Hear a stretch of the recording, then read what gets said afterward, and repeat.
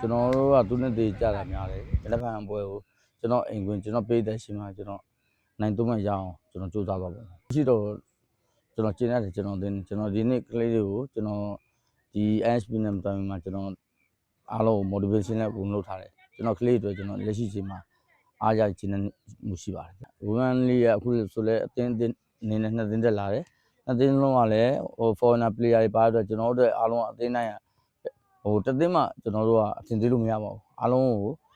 အကုန်လုံးပြန်ဆိုင်သူဟို foreigner တွေလည်းခေါ်တယ်ကျွန်တော်လည်း foreigner ခေါ်တယ်အားလုံးကိုကျွန်တော်လေးစားနဲ့